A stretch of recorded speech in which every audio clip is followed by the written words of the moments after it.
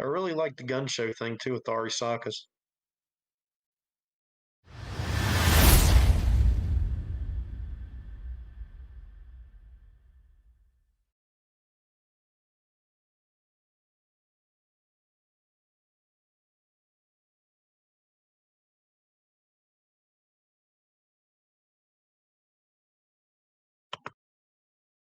Okay, first stream live date update test.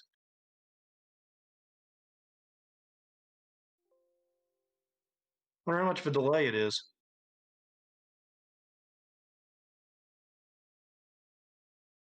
Oh no, it says don't go anywhere. Stream starting soon.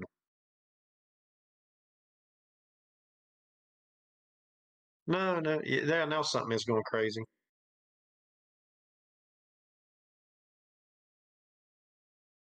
Cool. A good bit of a delay.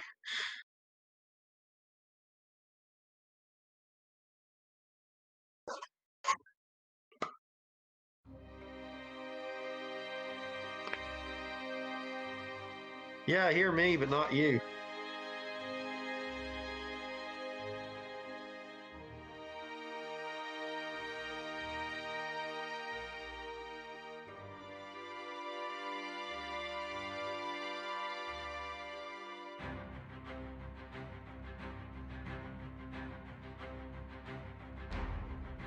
Yes, I am now.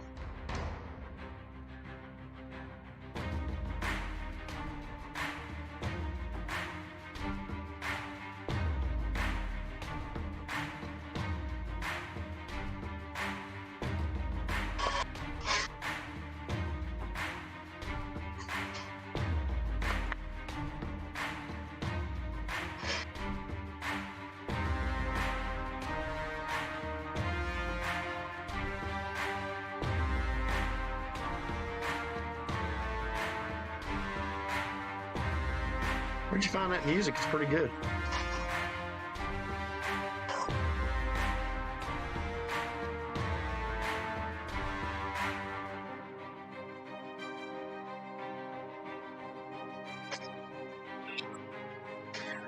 Okay.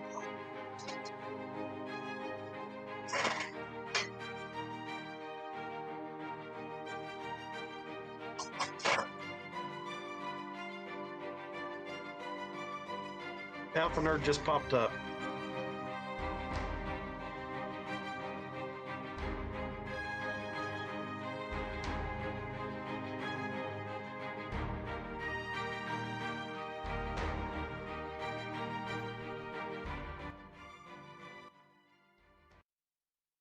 Okay.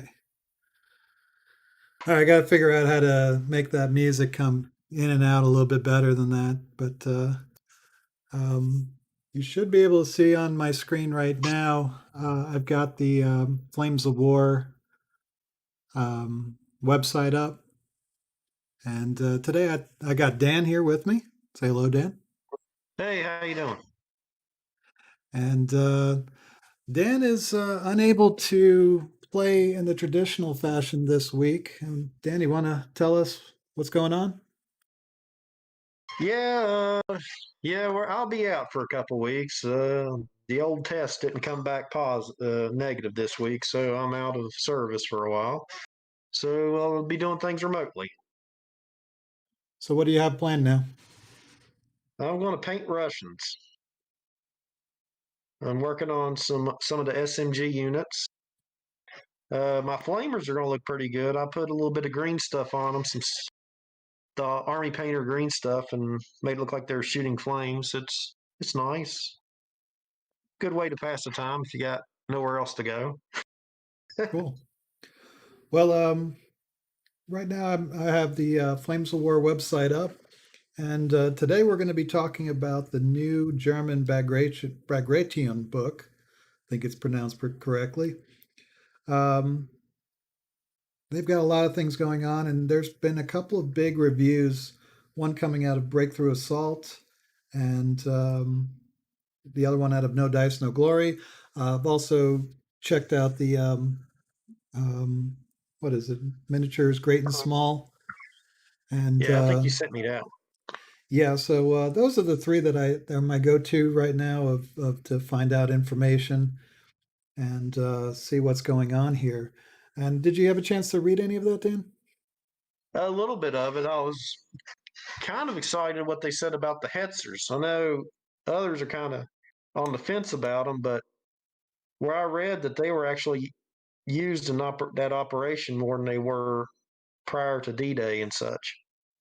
Well, one thing that I thought was very um, well, people weren't talking about in these reviews, at least not that I saw, that I thought was a huge difference, and that was the inclusion of Stukas. I am missing my planes, and I'm looking forward to them. And you should be too, considering you're going to see them mostly. Yeah, the Stukas are, I like air power, um, especially on the defense. I think you want artillery on the attack and um, planes on the defense, mostly because you're expecting them to be moving around quite a bit. Of course, I always like to have any kind of artillery, especially with the Americans. But with the Germans, I think planes were really they were glaring that they were not in the D-Day books. And I know why they're not in D. I mean, they had no air power during D-Day, so that makes sense. But when you're playing the game, it's very hard to miss out on a whole element of the game. Yeah, that honestly killed me a bunch of times is because I couldn't bring Stukas into the fight, and especially on D-Day, like that was brutal. When we used the Market Garden campaign where he allowed me to use the planes, it was absolutely brutal. They won me the game that time Hmm. because I could bring them up and put them where my artillery couldn't get. Right. Yeah, so Stukas are back. I didn't see any of the other kinds of planes that the Germans usually have, which surprised me. I thought that they would make it in there. And of course, the one that everybody's talking about that is really a big glaring hole is that there are no king tigers in this book. So Honestly, I'm whenever I bring just one or two big tanks, I usually don't do too hot. But I am looking forward to seeing the King Tigers because I've never used them. I've never. They look like a fun model to paint. I'm actually looking more forward to the Jag Tigers and Jag Panthers, right. or Yog Panthers. Yeah, excuse the hillbilly, but I'm looking forward to painting those models, and I might actually try to paint a few Americans here soon. Yeah, let me just pull up the review for the No Dice No Glory. They go. I think No Dice No Glory gave a more comprehensive look at what you get in, especially when it came to the command cards. And it looks like, I mean, you're getting Grenadier. There's going to be a lot of this. Here's the long and short of it. I think on this book, if you don't have the uh, the D-Day books and you're thinking about getting the German books, this this book is the book I would get. Having said that, though, if you have both the D-Day books and you don't care about Stukas, you are a firm anti anti-plane person. Um, It's only if you play Russian you should be anti-plane. Those things yeah, never did a well, thing for me. it's funny because I was watching somebody's game where they talked endlessly about the Russian planes, how good they were. Um, Yeah, they must have microwaved those dice too, because Lord knows I rolled 1,000 times and got nothing. yeah.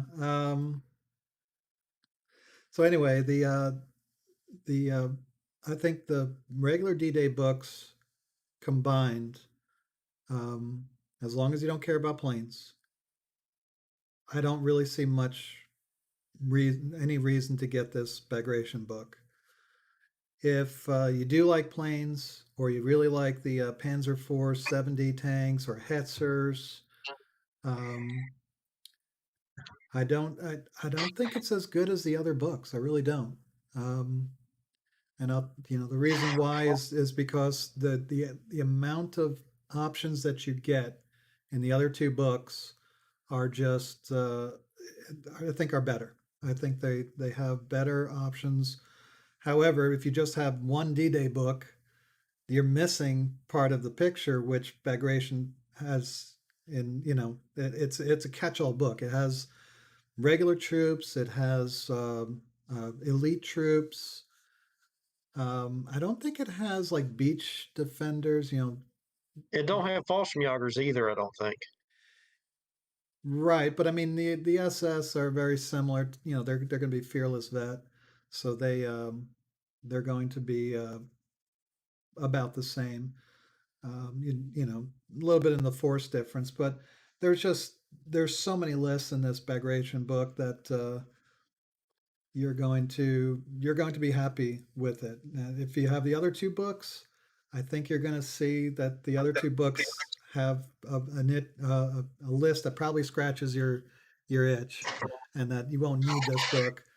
But if you only have one of the books or none of the other German books, this is probably the better one. If you're going to go with just one of the three books, I would go with Bagration. But if you have the other two books, I don't really see the need, unless you want planes or those units that I mentioned. It is, yeah, it is. Um, let's just go through the list. I mean, and the reason why you got Grenadier Company. Um, that reminds. It's just like regular infantry. Take a look here on the screen. Uh, Great organization. Here's another thing too about the Bagration book that I find very interesting. The force uh, the force charts seem to be a bit beefier. They seem more complete. That if you wanted to take a force that is totally the company and no support, this book is probably the best at doing that. Yeah, And because the SS, you need and also the D-Day book, you need support or else you're doomed. Like right, so Hummels, Nebs. well, I mean, with the Grenadiers, you take a look at the Grenadiers. You got three Grenadier platoons, submachine or machine gun, mortars, um, your anti-tank guns, some lighter artillery, anti-air guns, scouts. Um, I think the other books have pretty much all that except for scouts. Scouts is something that's new. I think there's a couple variations on the guns as you go through The the Pan- the Panzer IV AAs, I saw those, and those look very interesting, actually. Panzer IV AAs. You mean the Werbel one? Yeah, Um, yeah, so you got the Storm Grenadiers, which remind me a lot of Panzer Grenadiers, the non-armored kind. Again, they have got a very beefy force structure. The Stug assaults, um, I think they're a little bit better than the Fallschirmjäger Stugs because you get the escort platoon, which is yeah, the tank riders, and that's very very handy, especially for Stugs to keep their flanks yeah. clear. To do that with the Fallschirmjägers, you need the card with them. Yeah, they can't jump on and shoot off the tanks like Uh, that one. Hetzer, I don't know if anybody's going to take a company of Hetzers as their primary, maybe a secondary company that comes along with you, or just as attachments. But then when you get to the tank companies, this is where I think this book really really shines, and it you've got, let's say, that the Panther Tank Company. So I mean, in the first SS or the first D-Day book, the Panther Company, the tank companies were basically homogenous for the most part. mhm. I think they got a little bit more um, flexible in SS, if I'm not mistaken. But in this book, they are very flexible. So, for instance, in the Panther Tank Company, the first platoon has to be Panther. The second platoon, however, can be a Panther, Panzer IV, Panzer 470, Tiger, or Armored Panzer Grenadier platoon. So this is That's going to be handy. yeah, having that Armored Panzer Grenadier platoon in there as your second platoon is it reflects the Kampfgruppe type of warfare that that they were doing back then on the Russian front, and you have more options on the anti-aircraft if memory serves. So it is very, very flexible. You could still take that second Panther platoon as your third platoon, but that second required platoon, the fact that you can go all the way up and down, all the way up to a Tiger and all the way down to an armored Panzer Grenadier platoon is really, really nice. My question is, who's the hero for the? Are they going to bring in Otto this time? You think? Carius? Yeah. Oh yes, he's there. We'll get to him in a second. The armored Panzer Grenadiers don't have any tank options in them until you get to the third platoon, where you can take a Panther, Panzer IV Stug, or Panzer IV 70. No Tigers in there. Recon, it's pretty much just infantry, but you're still more flexible. You could still put Panzer Grenadiers or armored Panzer Grenadiers in there. Um, and then of course the Stukas are in there. Just more options. It does a really good job of packing everything in there. Oh, of course, the Panzerwerfers, fantastic. I'm going to try to build some of those. Like I was watching this thing. This one gent was talking about like if the if they're Panzer IV bottoms, you can just get the turrets and just redo the turrets and magnetize them and put them on your tank. That's what he was going to do, and Right. it'd be a great option because you could either bring your Panthers or excuse me your Panzer IVs or use them as anti-air, so you don't have to take up too much space in your carry-on, as they say. Right. Yeah. So I think it's really good book by itself. Um, it's definitely that kind of force creep that you expect from other companies, where this one is more encompassing and better than any single other German book that you'll find in, unless you absolutely specialize in something out of the other books, like the Beach Defenders or the Fallschirmjägers. You never like to bring planes.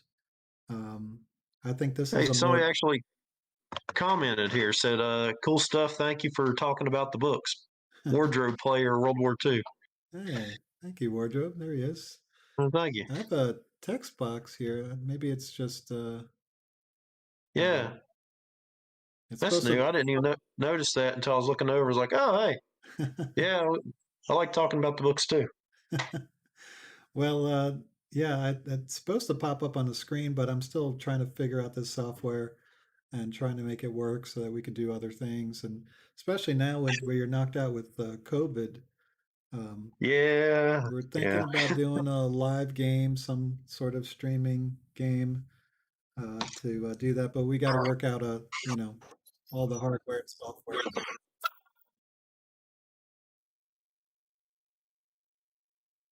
yep. Got to work out the. Got to figure out a way to. I think try to put it all together in one way or another. Sorry about that. Um, yeah, so we'll put that together and see what we can do. Now I got on the screen the command cards, and again, this is where I think the book really, really does well in making everything smooth.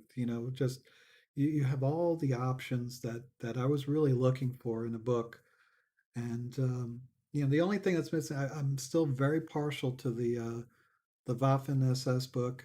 I think that's something that is missing here. You don't have the beach, you don't have like the low level troops. I don't think, and you don't have the specialized troops like the Fallschirmjägers. But the one that I think is that they did such a great job in the Waffen SS book is that you have so many good options to get really good units. I think, really good equipment and not have to pay as much for them. Like, the Panther tanks, especially. I think if you're getting confident, veteran, careful Panthers, you're paying too many points for them. I really like the fearless, aggressive, trained panthers. I think that is much, with the old hand rule, that really covers up um, any, their main weaknesses and accentuates their strength. So those SS Panthers, Panzer fours, I think that book really shines there and can be used to great effect because you're shaving off some points. You're saving some points that you don't need. If that Panther gets hit, you're relying on its armor to protect it, not its not being able to escape. And then when they get in trouble, you have that old hand to get them out of trouble with the shoot and scoot or whatever. So I think that book is very very slick, but this is a catch-all book. It's going to have a lot of things that people are really going to like. Well, honestly like where I put in the best Panthers. Uh-huh. Sometimes that helped me out a little bit in the game right there. So I kind of like them being a little harder to hit because sometimes a 5 and 6 will save you, especially when you're rolling kind of crappy that day. Right.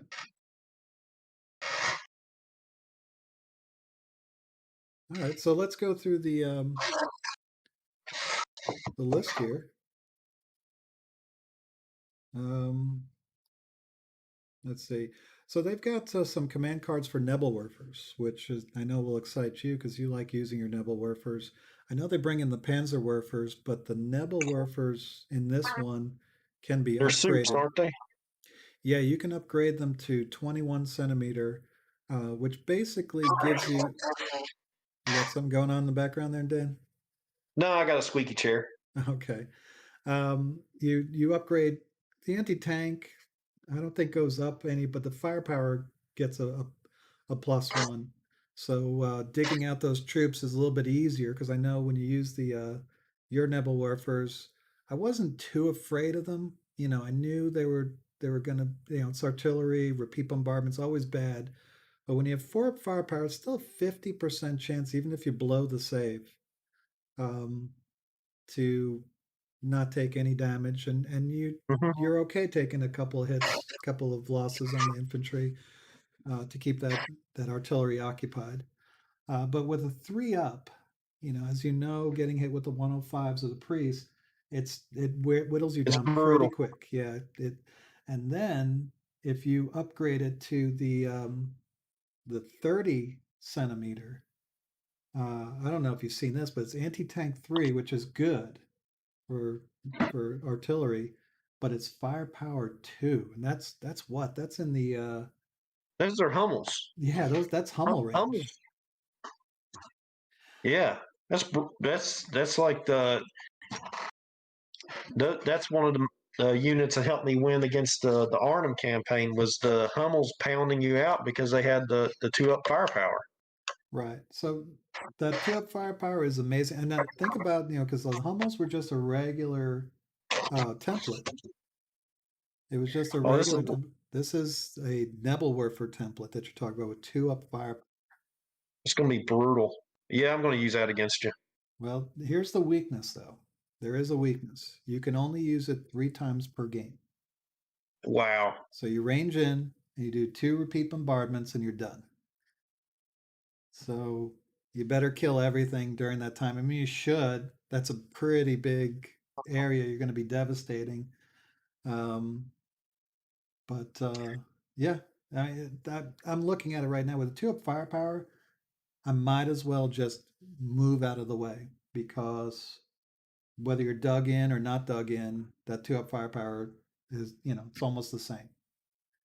What's the points for the boost right there?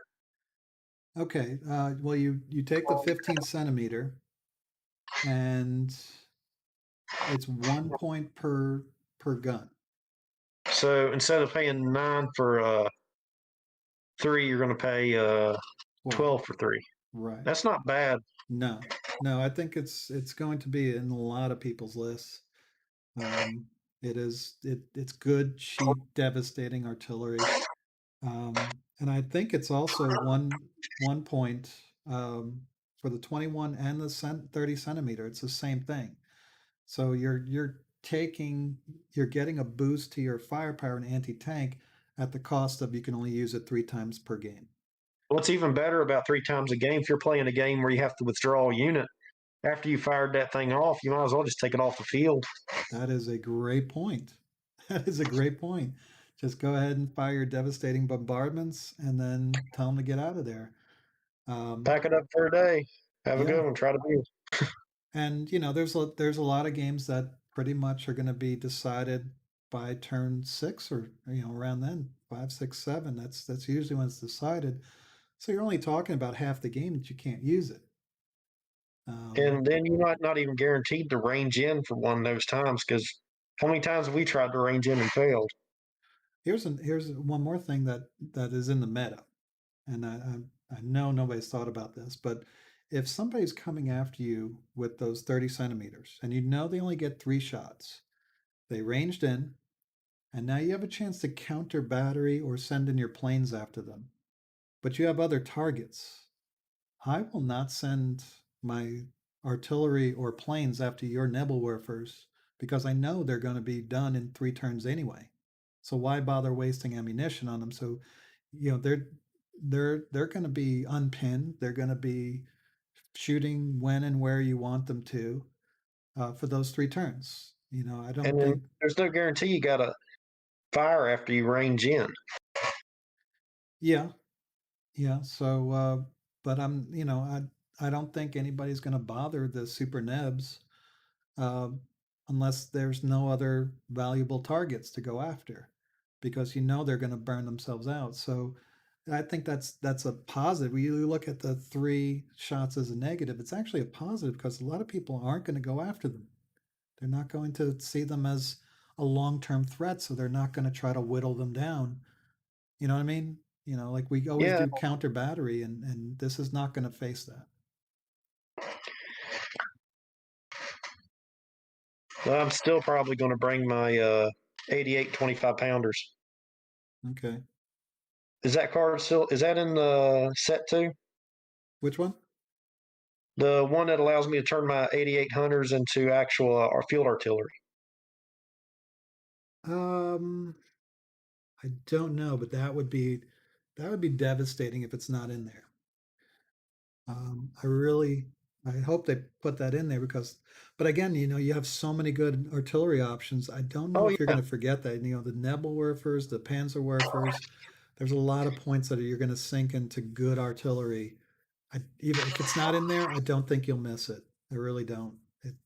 mm. It's I think I'm with you. It's one of my favorite units in the D-Day books.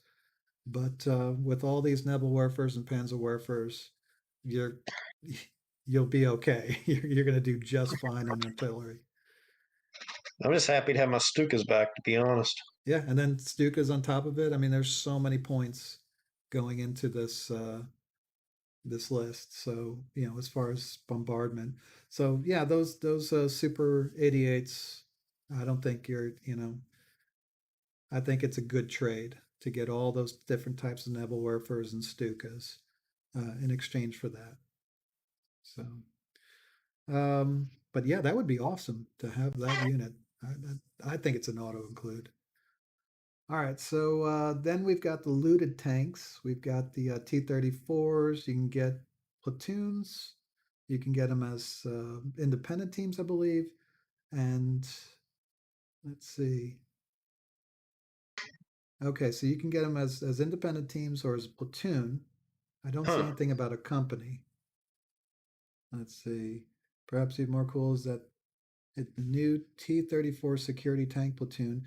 This lets you take a unit of 3 or 4 T-34 76s. Okay, and that's all they say about them. So there's no company for that. Hmm. And then we have, let's see, the Gerbert. I don't even know how to pronounce this one. Geb Gebbers Gebbers Jagers. It's the mountain guys. They have the mountain Oh, artillery that looks really cool. It's just light artillery. It's something that you would probably see with um, the Falls. Fallschirmjägers. They Yeah, it is anti-tank 2, firepower 4, direct fire 20. yeah, because I think they get the 5 centimeters too, so I can use my Fallschirmjäger 5 centimeters now with my SS or something like that. Okay. It's got good direct fire of 20 inches, rate of fire 2, 1. Anti-tank So, 6, firepower 3 up. So, I mean, it's not a real good anti-tank weapon. It's pretty good defensively if you're going up against something lighter than a T-34. But, and it's they not don't going have, to do nothing against the K1 or something like that or KV. yeah, you see, and you take out the 7.5, I'm sorry, the 10.5 artillery in exchange for this for minus 1 point per gun, and you lose the gun shield, but it doesn't say anything about forward firing. So if you lose the forward firing, you dig these guys in, then they spin around and they're very, very flexible. So I think they're good. I think they'll probably be, find their way on the table at somebody's list. Um, let's Worth see. trying out. German Pioneer Panzers. Okay. And then the new formations. This has been the bread and butter. This is something that when they came out in mid-war, I really wanted them. I really wanted them to uh, do a lot of because that was one thing that really made me happy about Flames of War in second edition and third edition was that they had all these different divisions that you can choose from in the books. For instance, the best. This is just my opinion, but before version 4, because you really can't compare version 3 and they're all pretty much different games. But version 2 and 3 is what I played before this. I never played version 1, but the best army book I have ever seen, in my opinion, was Grey Wolf. And this is the book that Grey Wolf is supposed to be replaced, or this is the book that's supposed to replace Grey Wolf. I there's another reason why I kind of knocked this book is because it is no Grey Wolf. Senator, you are no Grey Wolf. This, but with the cards putting in with these different units, it really does help out and make it a good book. But Grey Wolf was just such an outstanding book. I remember when that book came out in Red Bear, and I think it was the beginning of version 3. It lit Flames of War on fire. It was everybody was into the Grey Wolf and the Red Bear and fighting these battles, and everybody was really into version 3. It as bad as version 4 got rolled out, version 3 was rolled out really well. That's why there was such a contrast and such a controversy over it. One of the reasons was version 3 came out with a bang, and version 4 kind of came out as a trickle. But now we're looking at the book that is replacing Grey Wolf, and I don't think it measures up quite, which sounds like a knock, but it's still a really good book. And Well, I mean, I didn't play version 3, and so I don't have a basis for this, but I actually still looking forward to this because I want to play a couple of those Panther units anyway where I can intermix my infantry. Because that's what I've been doing with my Russians. Not too much success, but it's fun. yeah, keep going. Tell us about it. Well, you got me starting playing version 3, or excuse me, version 4 with the El Alamein campaign because I came from playing Warhammer 40K to this, and 40K wasn't doing it for me anywhere where they kept changing editions every like for 3 or 4 years, and like if you didn't have the latest thing, like when I got out, they started rolling out Thousand Sons like they never went anywhere. But I mean, the next thing, something else came out and it overpowered what it was, and so it became a power play. But what I've liked about Flames so far, it's been pretty balanced on both of the. Like everything's been pretty balanced. Like if you pay Axis or Allies or whatever you play, there's a little niche or a little strategy to help you win. And most games are really close. Like there's no slobber knockers. What do you mean by a slobber knocker? Like it was it's an old term that my dad and all them used to use. It's one of those Southern terms, as they say. It's like a fight, a one-sided fight, an incredibly one-sided fight where the other guy didn't have a prayer but kept getting back up to get beat down again. The games were long, but you already know who was going to win. Can you give us an example? Like, what did you experience with this? With honestly, what got me was Eldar, like or Dark Eldar. I forget which one it was. We were playing a game, and I had like on 3 floors. I had my troops. Well, they changed it to where the flamethrowers nuked all three or all the floors and everything right there that they were carrying, and it wiped out everything. In flames, you're targeting a room, so you'll hit that room if you're using artillery. Or flamethrowers won't toast the whole house; they'll just toast the ones in that room. That makes sense. So it just started feeling a lot better, and honestly, I had a lot more fun painting the models because you can only paint some guys' guts and stuff over a Chaos Marine so many times before it starts looking like a Guar show. See, I would think that 40K would be more fun to paint because you can have more creativity in it. You're saying it's the Yeah, but opposite? it, I've actually enjoyed trying to, like, I started out playing World Eaters back in fifth edition of 40K, and like I had fun painting them. But there's it got to be like trying to create something like, well, how can I make this guy look different from this guy and this guy? But I've had a lot of fun painting the trying to match up with the historical accuracies of some of it with the even though it is real tiny models, but I've had a lot of fun with it, and I'm starting to paint a few of the what do you call it, bolt action Japanese right now, and I'm having fun with it too. I'm painting one of the barons from Okinawa. His name's Nietzsche, I think, but his model's on a horse, and it's just real plain, I know, but I mean, I'm having a lot of fun putting them together, painting them, and doing like little dioramas on each one of the stands, as opposed to just throw a guy on some space terrain, put a few skulls on them, and splash as much blood for the blood god paint on it as you can. Yeah, they're Yeah, really into and skulls, aren't they? oh yeah, that's what they have to do. Skulls for the skull throne, blood for the blood god, as they say. But I don't know. I've been having more fun painting the historical pieces as I did painting the 40K stuff. Now, not knocking 40K, some of my best friends still play it, but it just it takes forever to set up, and whoever pays the most wins the most on that one, it seems. And in this game, like in 40K, they changed the models religiously. Like there's what's really stopped me from playing is when they went from you're no longer Space Marines, you're Primus Space Marines. So your Space Marines were no better than your Imperial Guard, and then your Imperial Guard was pretty much just you might as well be cultists. And cultists were like 3 points a model, and they're horrible. They're kind of like Russians, but the Russians, in this game, they stick on. They're deer ticks. I mean, you put a commissar in the group, they're not breaking. And I don't know. It's just I'm enjoying it again. It took for a while there when I say there was about a 3 year lull. I didn't do anything because it's like nothing really interested me. But getting into this game actually piqued my interest, and I went to that tournament with you to South Carolina, and I had a good time. And it wasn't like a 40K tournament where it turned into a law. You need a law degree to discuss the war.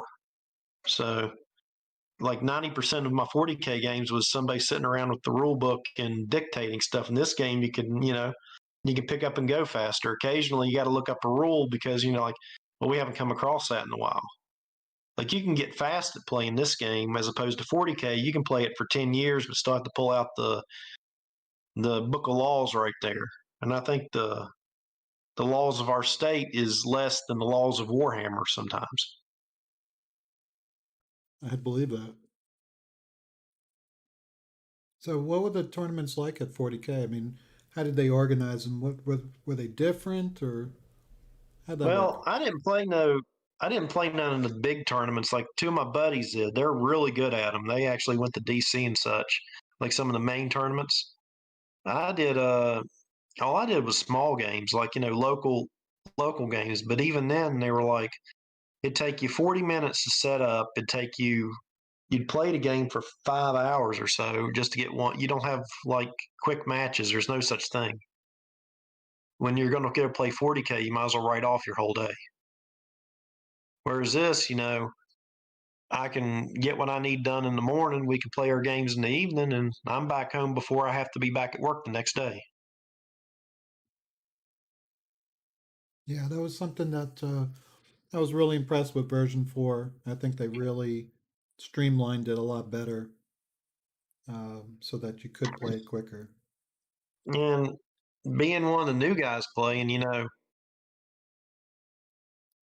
a lot of a lot of the older players like, oh, always go to this book is like, I can talk up fifth edition chaos all day. But to the new guy that plays, the edition you get into is always the one you're going to enjoy. So people that got into version 3, of course, you're going to like version 3 better. But Hmm. you shouldn't knock the latest version coming out until you've tried it a few times to, work out the kinks. But I tried the new 40K and I didn't care for it. And then I found out they created another 40K after that. And I'm like, well, I guess Games Workshop's doing what Games Workshop does. Well, here's another thing that I really think 40K or Flames of War has an advantage over 40K is that you can if you go and watch a 40K game, you know nothing about 40K, you're going to be lost. You're like, what is on the board? What is that? That may look cool, but you don't know any of the backstory. But It's like, if you look at a historical war game, you're like, oh, that's Sherman. You have a rudimentary. You should have a rudimentary understanding of what's going on, who's who. Those are Americans. Those are Germans. That's a tiger. That's a panther. It's a Sherman, and I think it's more immersive. It's easier to be immersive, I think, because there is familiarity with those units. yeah, and you get to looking at those units and stuff. Like I was watching, like we were watching like a Band of Brothers at your house. I'm like, man, I want to build some 101st now after watching that. And it would look like something fun to paint and enjoy. Because honestly, in some of these hobbies, you spend a lot more time painting your hobby as you do playing your hobby. I've played way more than I had any of my 40K guys because we played 40K maybe like once every 3 or 4 months. Where here we've actually got to play in around once a week. Right. Yeah, that does help. Um, it helps you to understand the rules a lot better so that the games can move more quickly, and that is a definite big advantage. All right, let's get back to the cards that we were talking about, and let's look at the formation upgrade downgrade cards. Um, no dice, no glory. I think got all of them in here, and they spoiled everything.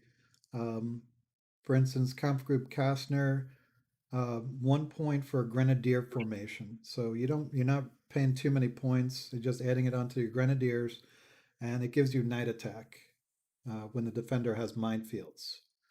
4th Panzer Division Kampfgruppe, swap out an armored Panzer Grenadier unit for Grenadier or Panzer Grenadier. So that gives you a little bit more flexibility. Kind of, 16th Panzer Division rebuilt. That's the one where tactics drops to a 4 up, and it's -1 point per unit in a tank or Panzer Grenadier company. Now, I wonder if people are when they're making their list, because I know they put, let's say 16th Panzer on an armored Panzer Grenadier company, and I don't think that's legal. I don't think that's what they meant. It just says Panzer Grenadier Company, and so my interpretation is you can't put that on armored Panzer Grenadier companies.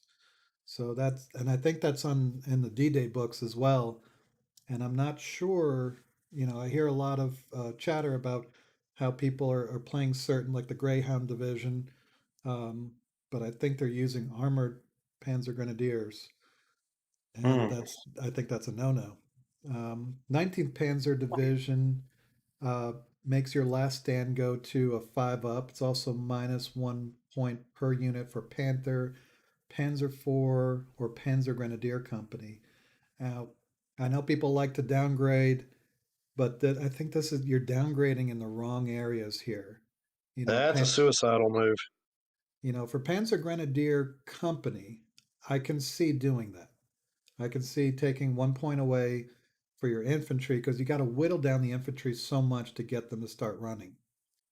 But for tanks, they're too valuable to let them run away like that. So the 16th and 19th, I would not use on tanks, especially a Panther. That is, Well, you know what? There's an old adage right there. You don't stop your enemy when he's making a mistake. uh, If like you're in a tournament and you see somebody doing that, I'm probably not going to mention it.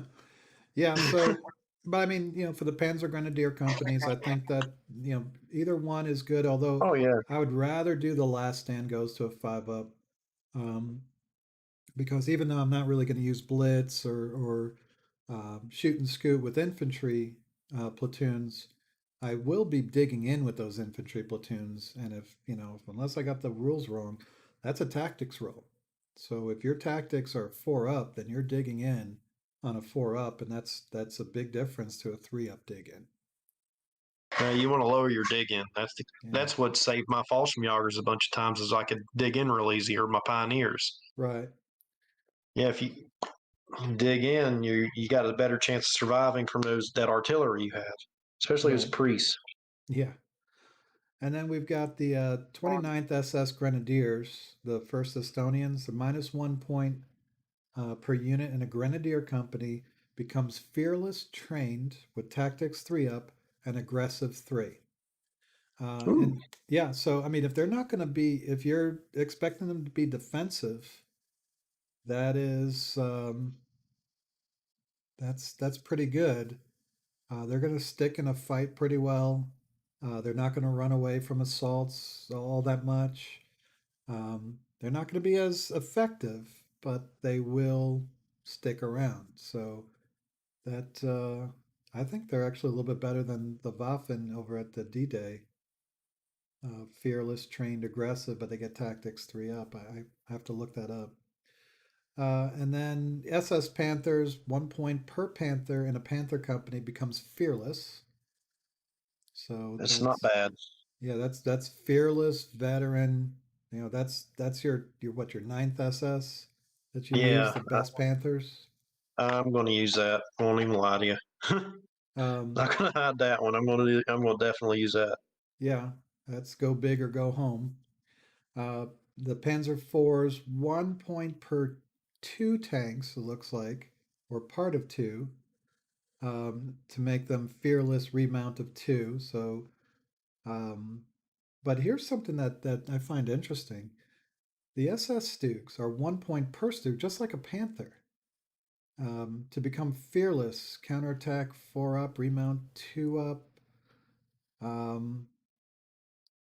I have to look, but I thought they were fearless already. I don't understand this at all. Unless they're like, something about them being trained or something. I have to see the book. Yeah, I got to look at it again, but I thought they were already fearless. So either there's a misprint or something weird is going on there. SS Panzer Grenadiers, 1 point to all infantry units and armored Panzer Grenadiers. Panzer Grenadiers are recon. So yeah, that's like the 9th SS in the other book that you're seeing here with a lot of these SS upgrades. And if we skip down to Kampfgruppe von Salken, Reserve Grenadier, minus 2 points per unit in a Grenadier company, confident 4 up, counterattack 3 up, green, tactics 4 up, and aggressive. So that's probably your static defenders, beach defend. Do you remember the beach The defenders? worst. Yeah, they're not that good. Hold on. I might have the book here. Let's let's go. Give me 1 second. I'm gonna just went over and grabbed my book too.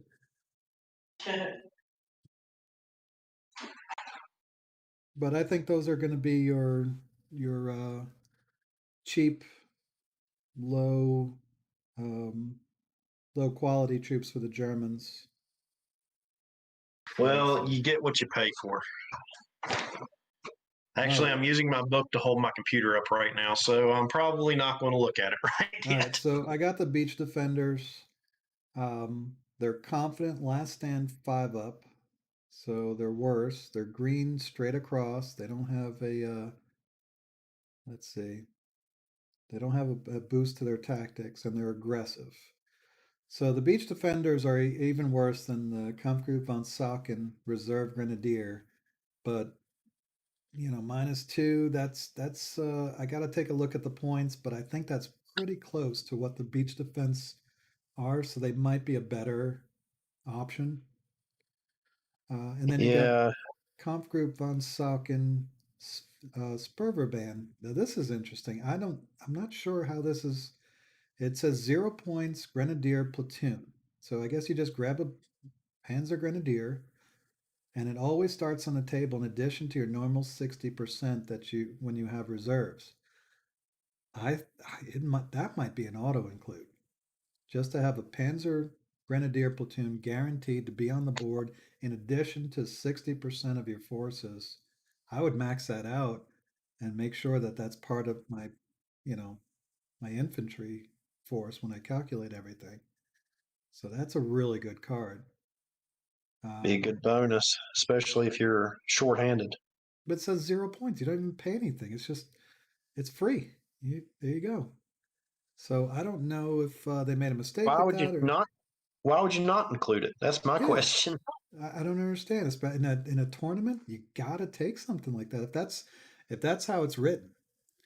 So then we've got the Yager Company, 1 point for the Grenadier Company. You get terrain dash of 10, so it makes it a little bit faster. Because terrain dash with infantry is just it's useless. Why bother using terrain dash? Yeah.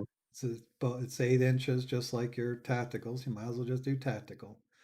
So the Yagers give you a little boost there, make it worth going terrain dash. And then you got the Gerbers, again, this word Geburtsjager Company, 1 point for Grenadier, skill test to cross cliffs. So those are the real mountain guys. They, Mm. they're kind of like the Rangers or commandos for the British. So finally, the Germans get their commandos. Yeah, they get a Um, little love on that one. And then we get to the part that I'm sure you are waiting for, and that is the heroes. And one of the guys I really liked, especially in the Gray Wolf book, was Dr. Franz Bach Baker. Okay, Really, what's he do? 2 points in a Panther tank company. He gives tactics 2 up to the formation commander and all teams within 8 inches and line of sight to the commander.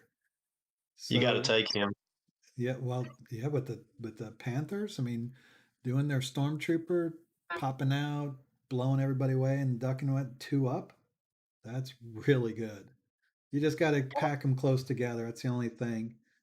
So, but I mean, if you've got, you know, Baker with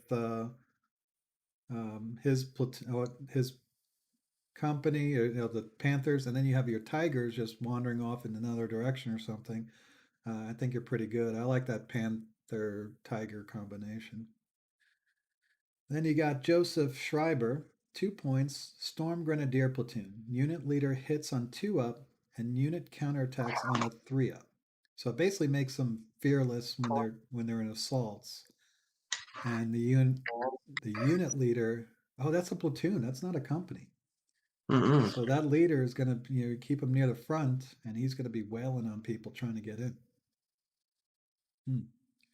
That would be very powerful with the Panzerfaust. Hitting on a 2 up and counterattacking on a 3. That'd be Good. brutal. Yeah, good luck trying to get through that with anything. Um, Dietrich von Salken, 4 points warrior, a unit leader with line of sight and 8 inches of the formation commander past tactics on a 2 up. Wait a second. So basically, it's Baker, but you could put him in any formation. I don't know about that. Maybe infantry or something, but It doesn't. It just says that's warrior, and you know it's pretty much the same rule as Baker, huh. but each turn may reroll one failed reserve die. So you got that reserve thing in there as well, but it's four Yeah. points instead of two. Oh, Yeah. I liked So it when it was two. I mean, you get the extra reserve die, which is nice. Not worth 2 points, but the 4 points I really think is because you could put it in anybody. You know, Von Socken is basically Baker for anything that you want. And then you got Lugwood, Win. Oh gosh, I'm butchering these things. I'm so sorry. Um, but 4 points, Grenadier platoon. Unit leader is always armed with Panzerfaust Limited 1. But here's the thing, it's in addition to any unit Panzerfaust taken. So you could So have, it's two Panzerfaust. correct. And then the unit leader hits on a 2-up and counters attack on a 3-up. Now, that's just a Grenadier platoon, but that is, again, you know, it's like that other one with um, the Storm platoon or something. Oh It's the yeah, same deal, except you get another Panzerfaust. My gosh.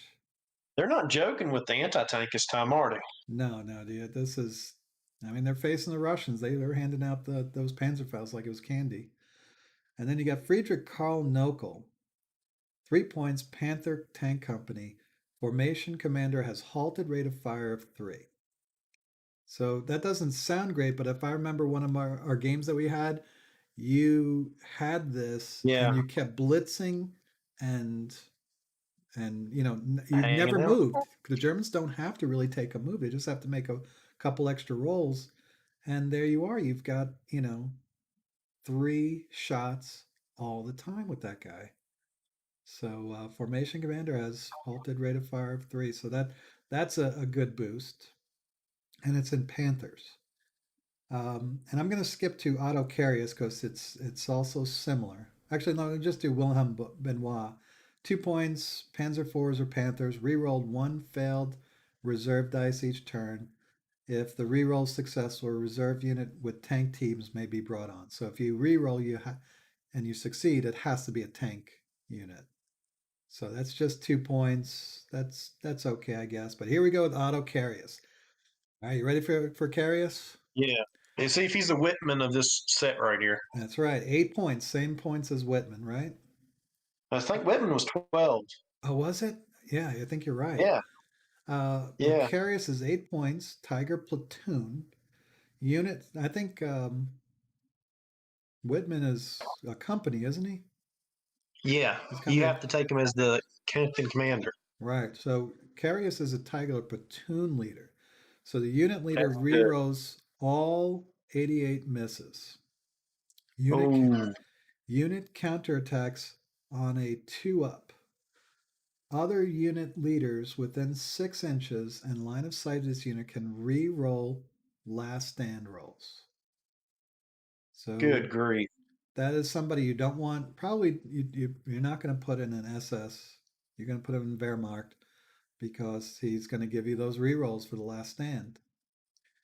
And then his buddy, Albert Kirchner, 5 points in a Tiger platoon. Listen to this. You're going to love this. Really? Unit leader may re-roll all 88 centimeter misses. Huh. Sounds like Carius, doesn't it? Yeah. So wouldn't that be redundant? Well, here's the thing. Here's the next part of it. Albert Kirchner can be taken in the same platoon as Otto Carius. If so, What? Carius is the unit leader, but Kirchner still gets rerolls of misses. So imagine a platoon of 2 Tigers running around, and they all get to reroll their misses. Oh my, that's insane. And they How many counterattack points? on a 2-up.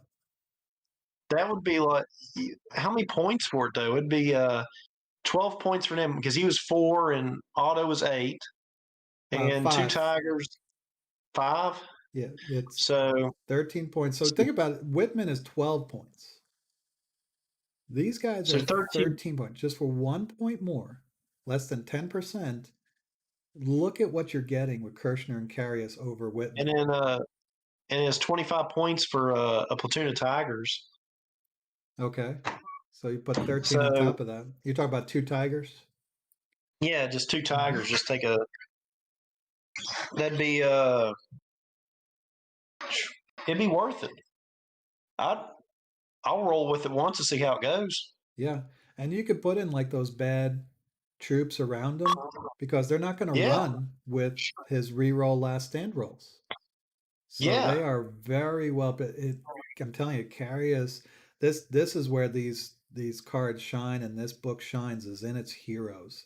I've never seen a collection of heroes like this. They're well pointed. They're very very useful. There's nothing janky or might be a might work in this situation. Now, re-rolling your misses on your main gun is always useful. Always, you're gonna use it in the game. So the unit counterattacks on a 2-up that can be a little bit conditional. The re-rolls for last stand can be conditionals, but those re-rolls for misses on your main gun will be used in this game. And that's why I like I always like those re-rolls of things like that. When things that always happen in the game, like shooting, um, saves, assaults, things that you're going to see a lot of rolls on.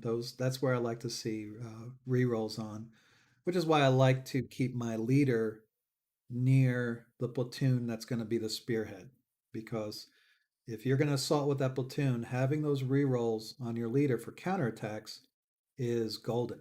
That is one of the first things I learned about version 4. Keep your leader in the spearhead so you get those re-rolls, and it works wonders. Well, it's give me some thought of what I'm going to try to use against you. I won't lie. Yeah. So that's about it. They offer some conclusions, and you can read the articles from these two websites. They do a really good job of giving you their thoughts and what are good. They both these sites really like the book. Um, like I said, it is a really good book. It's a catch-all book. It would if all the if I was starting out right now and I had no Germans and I'm going to start a German army, this is the book I would get. Um, I think it is stronger than the other two, but the other two together are stronger than this one. And so if you already got the other two and you don't see anything that you really got to have in this book, then I think you can let it go for those people and say, spend your money on models and getting an army on the board. But I think it is one on one, apples to apples, the best version for late war German book so far. And Well, they mentioned one other book coming out soon, Allies of the Axis. all right, you're jumping the gun now. That's the next section. That's the next. That was next on the list.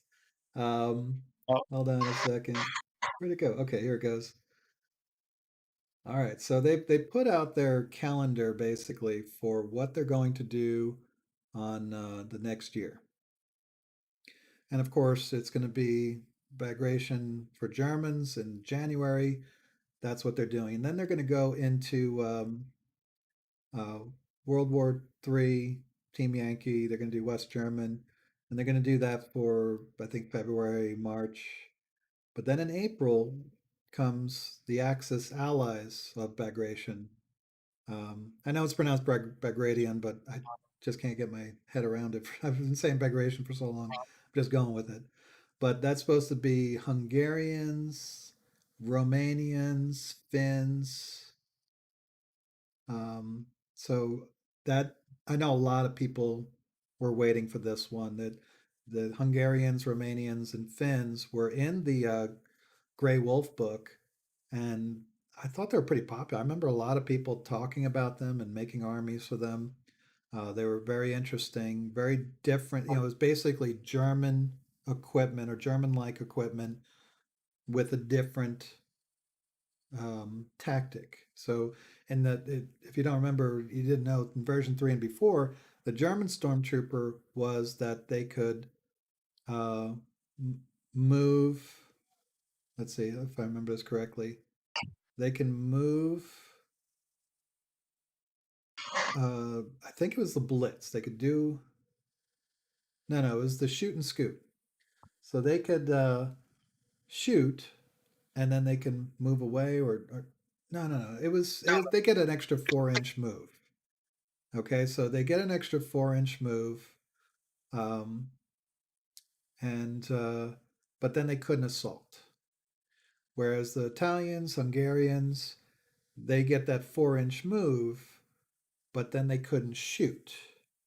So the Huh. trade off was the Germans were really good at shooting, and the Hungarians and Italians are really good at assaulting. Yeah, it's starting to get muddled in my mind, but that's what I remember is that these Hungarians, they were more for assaulting, more for being maneuverable in assaults, whereas the Germans were more maneuverable when it came to shooting. So I wonder if they're going to do like a special blitz uh, blitzkrieg for these minor nations like the Hungarians, especially. Are they going to um, you know, do something special for them to give them that extra little oomph in their list.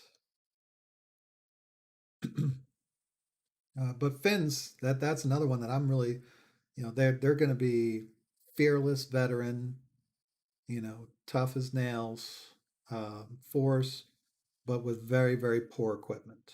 Um, and the Grey Wolf, they got Stooks, and that was their main thing. They captured Soviet equipment, so they had a lot of. So if you got Soviet equipment and you want to paint them up in a Finn thing, then the Finns are a great one. Like if you like the Soviet equipment, but you want elite troops, then you make a Finn army. So that's what I'm expecting with them. And the Romanians were an average. They weren't highly skilled or well um, equipped. But what was interesting about the Romanians, I think they actually put them in the Red Bear book as an ally to the Russians because they flipped in the middle of the war. When the Russians started pushing through, the Romanians flipped over to the Russians, and so I wondered. It says Axis allies, so I'm guessing the Romanians are going to be on the Axis side. But I think at this time with the Red Bear, they flipped. So I wonder how they're going to handle that. It'll be a card where, like, you could take them as a Soviet ally as opposed to a German. Yeah, that'll be interesting. That's probably going to be the twist. Is that the Hungarians are going to be German-like, but with a twist on their blitzkrieg. There's going to be something different about their blitzkrieg, is my guess. And then the Romanians are going to be kind of like a patchwork of Soviet and German equipment and lower lower motivated troops because they were just done by this time.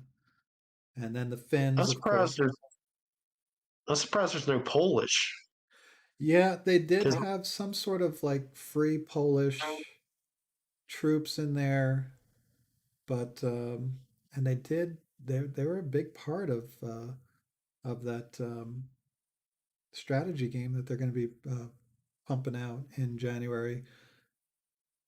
I don't know. There's probably going to be something about them in there. I don't know. huh, Yeah.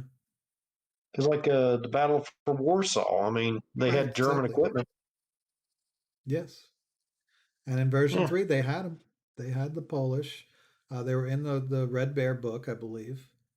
And it was really, really neat. A lot of people really did appreciate that. So I didn't see too many armies on the board, but then again, I didn't get around very much. And yeah, so that'll be April. And then, so that'll be April, May, I'm guessing. They're going to roll that out. They usually take 2 months. April, May, June takes us back to World War III, release of Warsaw Pact book, consolidating East Germans, Poles, and Czechs into one book alongside new models. So that's going to be, I think, just a book. They're not going to have any models. But then in July, have you seen what they're going to do in July? I think they're going to announce the start of the Bulge or something like that in July. Yeah, yeah, here come the Bulge books. Now, I've got a couple issues, as I usually do, but I am so excited for the Bulge books. I thought, for me, they were my favorite in version 3. They did such a good job on the Bulge books in version 3. Um, yeah, I was I was really, really happy with the type of equipment the Americans got. It made the Americans, it made them feel more competent, more up to the task of facing the Germans instead of trying to squeak out victories against superior equipment and better troops and so forth. Now you've got good, solid veteran troops, easy eights, jumbo tanks. Um, I wonder what they, they're going to do with the jumbos though, because they were in limited supply. I wonder if they'll treat them like the Tigers a little bit. well, I'll tell you, in the old Bulge books, you can only put one in a platoon. So Really? so you, let's say you got a platoon of 5 tanks. You can upgrade them, and there was a lot of customization. And another reason why I love those books, because usually either you had 75 platoon or a 76 platoon. That was your options in the D-Day books. That was it. You didn't have anything else for the as What far as surprised me was no options. 105s. Like I expected at least a couple 105s, What do you mean like the 105? Sherman 105s. Well, they're in the D-Day book. They were? Yeah, I Okay. just never use them. Oh, fair enough, fair enough. Because Yeah. I was like, I was, They're there. Yeah, they're there. They're just not primary platoons. I don't think there's any primary platoon that you can get in them. They're, like the fourth platoon on the uh, yeah. So so yeah, the Bulge books were my personal favorite. Really looking forward to seeing Jumbos, Easy Eights. They say they're going to put Hellcats in there. I wonder if they're going to put Jacksons in there. And that was a they, glare. they mentioned Jacksons. Like one guy I was seeing online that was mentioning it Uh-huh. said that Jacksons will be in the Bulge books. Really? Well, here they Yes. just say Jumbo, Hellcat, and Chafee are going to be in the Americans, and then the King Tigers, Jagd Tigers are going to be in the Germans. The Comets and Sextons will be in the British What book. about Yog Panthers though? No Yog Panthers? Or are they saving that for the Battle of Berlin? You think? We haven't seen them yet, have we? No, See, there, not in D-Day, I not think, anywhere. see, I think they were in the D-Day books in version 2, if I'm not mistaken. And that was They that's something that is a legitimate criticism of the Battlefront people, is that they took out units that were, maybe they just weren't there in a lot and they decided to take them out. Maybe they decided to take them out because they want to ease people into and have that kind of power creep where you're kind of forced to take less popular units. For instance, when they started this version 4, you just had the Desert Rats and the Africa Corps. There was honestly, Africa Corps was a lot stronger than some of the infantry that came out afterwards because you could augment them incredibly. Right, but here's the thing. Like, if you look at the old North Africa book for version 2, it had everything. And when I looked at the forces, I did not see the need to get grants or lease. But when it's your only option, that's, you've got Crusaders or grants and lees as your two options. You're gonna start building some lees and some grants. But once the Shermans come out, you're taking Shermans. It just makes sense because, just from an economical point of view, if you don't have unlimited funds to do this, and a lot of people don't, if you take the Shermans, then you can use them in the late war, so they can be repurposed. Whereas the grants are just for the desert. Maybe you could put them in the Russian mid-war, but they're not going to make it to the late war like Shermans do. Shermans are always useful to have in your collection. So they did that, and then they brought out the Americans, and then the other British book where they brought in the Shermans. You didn't see or hear much about grants unless people already got them, like me. and they're good tanks. You know, I'm glad I got them. But if I Used them had a in your choice, British a whole lot. well, yeah, it's because I got started in the Desert Rats. That was my only Yeah, option. I had to get them. yeah. But I mean, like you've used them in several things. I think I even used them in your German army one time. Right. So that and then when they came out with the D-Day books, actually, I mean, they could have brought out the Hellcats because the M10s were already at mid-war, Yeah. and they were in the old D-Day books. So the fact that the Hellcats weren't there because they were in a Task Force A, I think, or something like that, and it was nice to have them in there. But for some reason they didn't put them in this one, and they're going to put them in the Bulge. And yeah, they put King Tigers in the Gray Wolf, but they didn't put them in the Bagration book. So I've that the front end there, I'm a little critical on because these are some of these units that I really like that kind of force you into going other units. But that's a good marketing strategy. I Yeah. can't blame them. They want to make money, and I want them to make money. I want them to It stay in honestly business. changes the meta of the game a whole lot because you don't just play the same force over and over again. Yeah, That's it- kind of where Warhammer failed out on you because Warhammer, you always had the same units. They just had to create more powerful units. It right, never just like said, okay, in this edition, you don't have this, this, and this. Let's see how you play. right. All right. So it's, Go ahead. it's kind of like almost like rationing you. So you don't get stuck in a rut with your game. Like, I'm just going to use this every single time. Right. Well, we the I'm sure the Bulge American Germ books are going to be fantastic, but the other criticism I have is I see a book here that says Bulge British. I know they're in the area.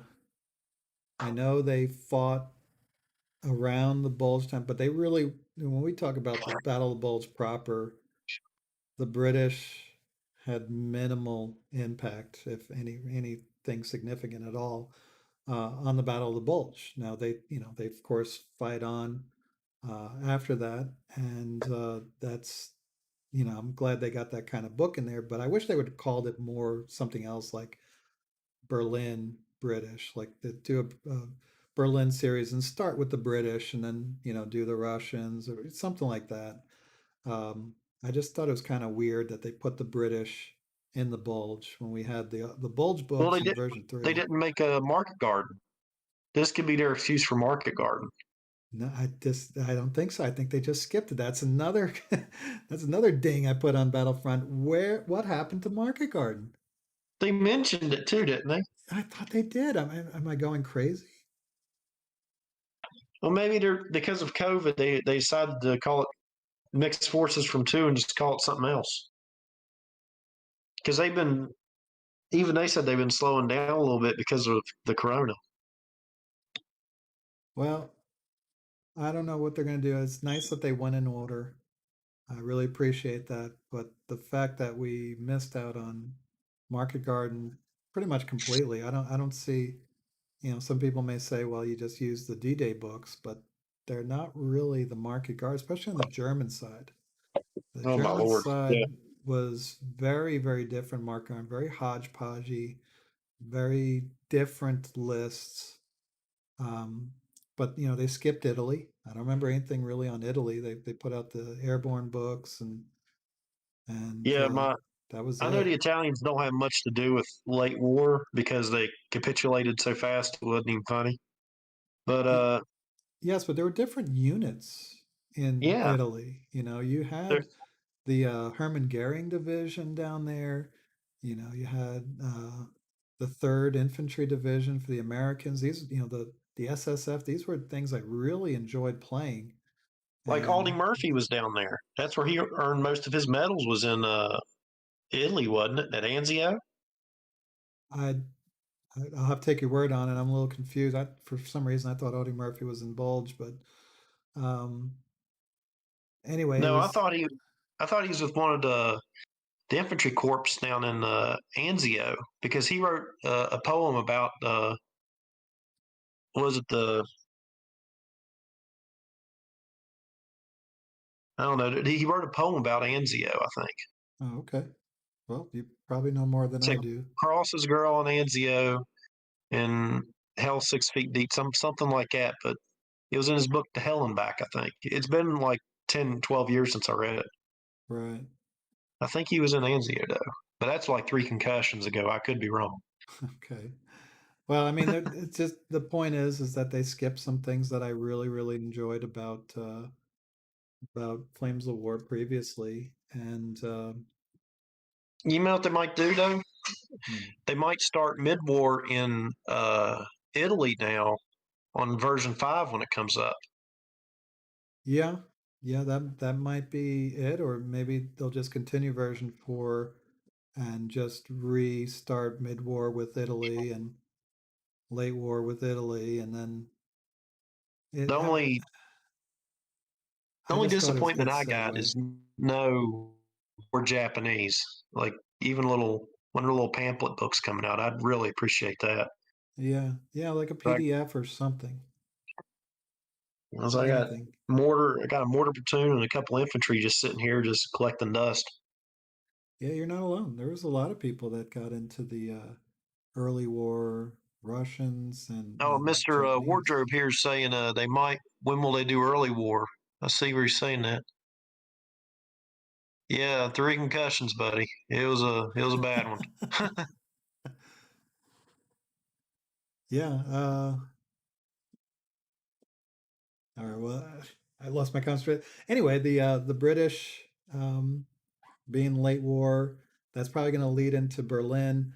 I was kind of hoping that they would go from North Africa to Italy, and then segue from mid-war Italy to late war Italy, and then do the D-Day, and then do Market Garden, Bulge, and Berlin.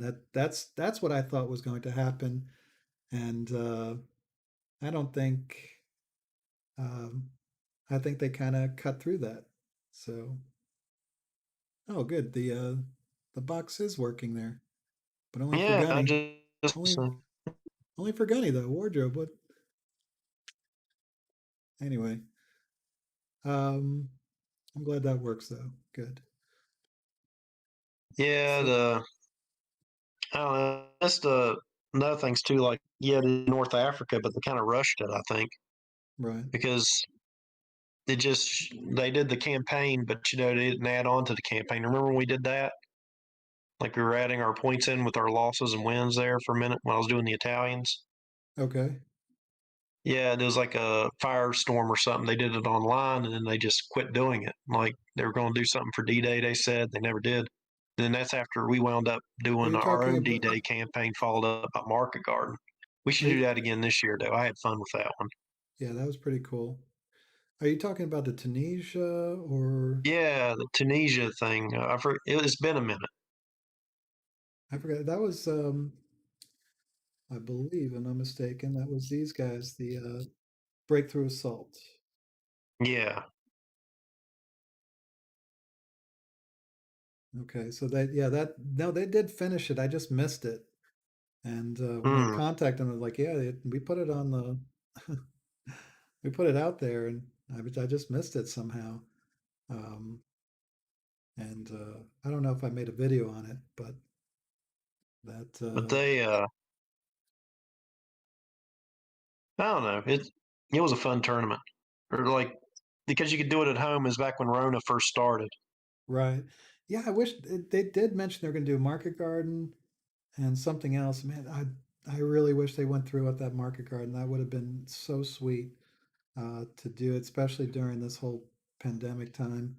But I think we did Well, okay doing our own Market Garden and to when toot I our get out own. of quarantine, we'll use that Minsk campaign I picked up there. I lent off to you. We can actually try to do the Russians. Yes. So I guess we're done with the bulge and our comments on that. But Oh, that's fine. we what we're going to finish up our campaign with that fifth battle, and then what I think if you want to go straight into Minsk, I think that would be a great idea. We'll do the Minsk campaign, but I think we should be doing a lot of Russian stuff until Bulge, because once Bulge comes on, I don't. I'm, Oh, it's we're going to be Germans all. permanently for a while, and you're Americans for a Yeah, while. Plus, I that's what want it's to, going to be. yeah, I want to paint a few of the king tigers and the Yog tigers. They look fun. Oh, thank you, Wardrobe. We enjoy them too. It gives a good break in the week. Said he liked the campaigns we put on. Yeah, I see that. I'm just happy that the text box is actually working on the screen. Uh, just I'm not not a software guy, and I'm starting to play around with this material here. So I'm just really excited that stuff is working and I guess looking and sounding good. But yeah, our campaigns. I think Minsk will be next, and then I expect something to be with the Axis Allies book in April. So if we do the Minsk campaign, and we can stretch it out a little bit with the side missions, I think Mm-hmm. that would be a good idea. And then when the April book comes out, they should have a campaign that the link campaign. So we do that. I'm getting distracted. I guess I'm looking at the screen. But yeah, if we do the link campaign that I expect to be in the Axis Allies book, and that should take us into July or close to it, and then it'll be all about the bulge for like the rest of the It'd year. be good for the Allies book since the Romanians flip is like put them on the board and then roll a dice and see which units go to the Germans, which units go to the Russians. Kind of like a third force, like a Yeah, like wild have it card. out there, and you don't know if you're getting you don't know if you're getting good ones or bad ones. Just roll right there and see what units go to you and which ones don't. Right. Yeah, so what was I going to say? Yeah, so the Bulge American book, that should be July, August. Bulge German, September, October, and then British book will be, I'm expecting November to December, and that'll end the 2021 year. Um, very excited. I hope they put out a good campaign thing like they're doing for Bagration here. Um, I think it's going to be a good year. I think we're set up for a lot of good things to happen, and hopefully everything will hook up. I mean, if somebody has a tournament anywhere near the vicinity, I'm going. It just I have I'll to go go. with you as long as it's after 20 days. Well, yeah, I mean nothing's going on now, but we get out of Oh the yeah, winter Lord. time. People are going to start, especially this summer. If there's something going on nearby, that's what we're going to do. I'd say within 200 miles, Sounds like fair. South Carolina, like last time.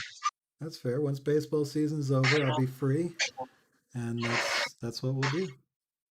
I should be free after for a day or two after June. 'Cause I'll be busy from April till June, pretty much. Yeah. Little one and all that. Well, we'll see. We'll see if we can get that North Carolina place again. That should be real Oh nice. yeah, with Um, Stacy now when he played with us, I think he'll be back in the game soon too. He sent me some. I'm gonna try to use what woodworking craft I got to make that box like he does. Except I'm gonna probably make it out of some cherry or something. yeah, we should get That turn. pictures of that out there. Yeah, that was amazing. I saw that box whenever he used it against me at a tournament, and I was like, "That's the neatest little box I've ever seen to carry your army around in." It was absolutely. You put your dice in there, and everything was right there. And I'm like, I've got to copy that. And he finally sent me the dimensions. I'm going to try to make that. Yeah, that'd be cool. I bet you a lot of people will be interested in what you're talking about.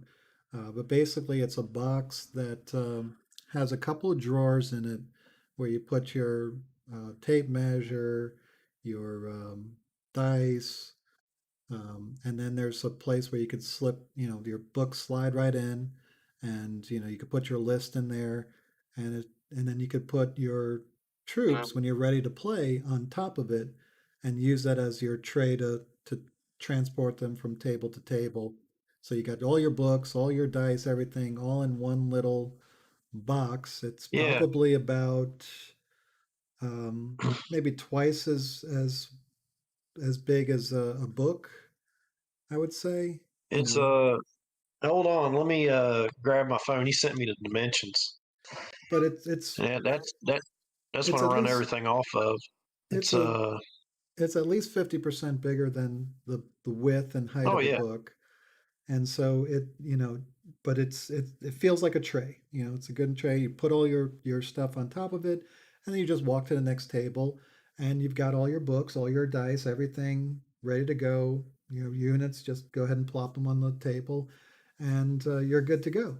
Because a lot of people It's make about these display trays are beautiful, but they only have your units on there. You got to go back and get your books and your papers and your dice and everything. But this holds everything in there. it was like from what the dimension series says, it's like 18 by 13, and it's about 3.5 in depth, Right. and it has the tray in there and everything. He called it a. He said this gent made it for him back a long time ago. So let's see here. Da, da, da.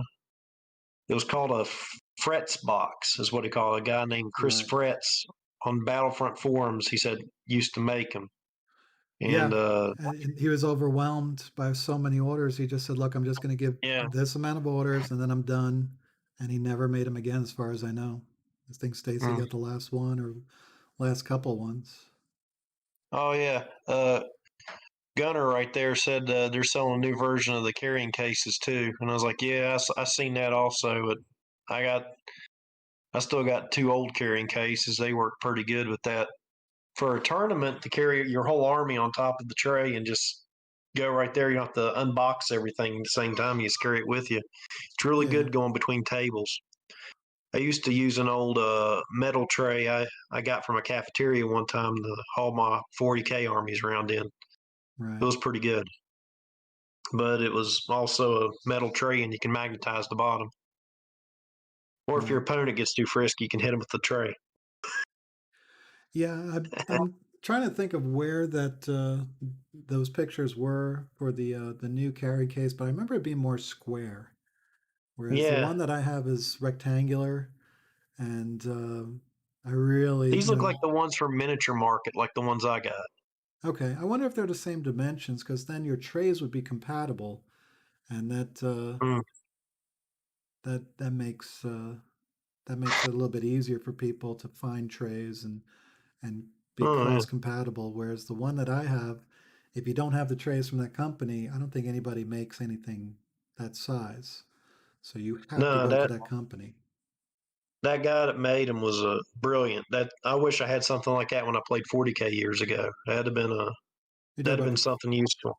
the Fritz box or my case? Oh yeah, the Fritz box. I wish I would have had something like that when I played 40K. But now Stacy sent me the dimensions. I'm gonna since I got nothing else much to do, get down to the wood shop and see if I can't copy it a little bit. Yeah. All right. eBay Hawk Ward. Hmm. Okay. Good to know. Well, Flames of War online. All right, let's take a quick look at this and then we'll close up. all right. It said Flames of War. Shoot. Online. It's the online store. Yeah, they got I think they had where you can put like a name patch on it and also a unit patch or something like that, where you can like morale patches, I guess.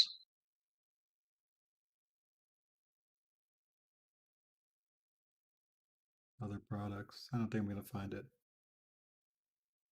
Oh, here's Yeah, the it's pretty patches. extensive there on that. I'm seeing the patches here. There it is. Pre-order late January. Looks very boxy. They don't show you the inside or what the trays look like, but it says each bag contains one XL tank tray, fits 12 XL tanks. One large tank tray fits 14 large tanks. 4 transports, 2 regular tank trays, fits 13 regular, 8 transports, 2 infantry trays, 10 small bases. You see, what this is good for is that these trays are now made for the version 4, whereas the old ones, they had so many um, small spaces, for small base slots, because you had observation teams, you had Oh leaders yeah. for even the gun teams and so forth, and there was a lot more um, stands on the board for support purposes. So they're going to this is going to be probably more streamlined to be adaptive to the version 4, so that makes sense. But yeah, it looks very boxy. It's what are the dimensions here? I thought I saw the dimensions, but it looks like it's That's going to roughly. get you searched by the TSA right there. Let me tell you. You think so? Well, mine says ammo box on it, so camouflage ammo box. Like, yeah, that's not going to make it through the inspection. Um, yeah, battle foam is what I have, and I think they're great. I think the trays are perfect. Like I said, it's a little too many small stand areas, but that was made for version 3. Mm, So, and how much is this? Is $90. So it's a little bit cheaper than the battle foam. It's got Flames of War already on there, and then of course the Velcro at the top where you can put your patch and your name on there, which I always thought was cool. And I think I do have that on mine. I gotta check because this would be cool to go back and get the patches and a name patch, $12 for each thing. That'd be pretty mm. neat. So, yep. What was, what else was there? That was it, right? You have anything Yeah, that's else pretty to much. add before we close out? Good job for y'all was on here. It's kind of fun. Yeah, Since we'll be doing. I think I'd like to do this on a regular basis. You know, we'll see how Well, much we'll be able to do. I know you're going to be around, so as long as you're feeling yeah, healthy, we might do a couple I'm more good. just to make sure that we get this right. And I'll Yeah, be, then try to do a live game. yes, that would be very cool. Very cool. So, all right. Thanks for everybody that showed up and watched our little stream here. Um, go ahead and leave comments below and let us know how we did and what we could do better, what we can do. Uh, you know, I don't know. This is the first time doing this, so we're just kind of feeling around. We're not professionals, so we're doing the best that we can, and we just really enjoy Flames of War and miniature gaming in general. And I really do have a vision. I really would like to see the community come together again and try to connect better. I'd like to see, all these other content creators, these groups that, would obviously we can't rely on everybody else to do these things for us. We have to work together to get that done and get tournaments going and even if we just put little convention type things where we're just getting together to play some games on a regional basis, just to start reconnecting again and getting the community uh, back on its feet. I think it's almost time that we need to start doing something like that. Any last thoughts, Dan, before we go? No, just good to be here. Wish we was playing a game, but that's how it works out. Yeah, let me work on that and see what I can do, and we will get that out. I think that'll be a lot of fun.